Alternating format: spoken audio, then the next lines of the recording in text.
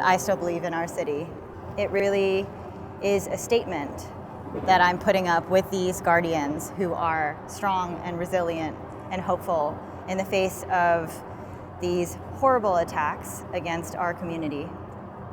It is a public art series created in partnership with the New York City Commission on Human Rights to address the anti-Asian bias and hate crimes that have been on the rise as of late. I'm Amanda Phingbodhipakkiya. I'm a Brooklyn-based multidisciplinary artist, and my work makes the invisible visible.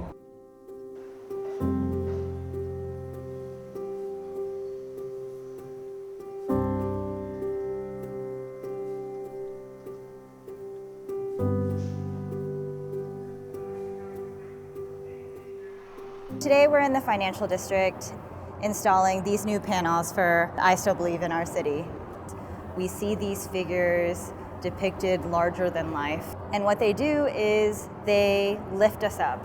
They hold our community and they say, despite what we've been through as Asian Americans and as New Yorkers, we're still here fighting every day for our shared future. You know, I think what's great is that everybody who passes by these women can see a little bit of themselves. Yeah.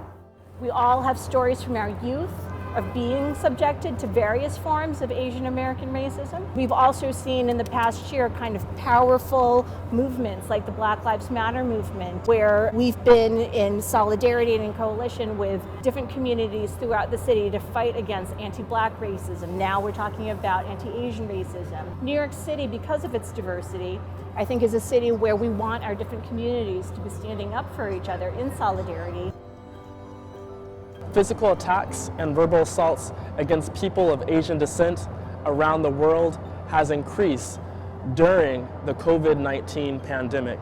The United Nations, since its beginning, has fought against racism and racial discrimination, specifically with the Universal Declaration of Human Rights. And the United Nations Office for the High Commissioner for Human Rights is fighting against racism, discrimination, xenophobia, and fighting for minorities and indigenous peoples as well.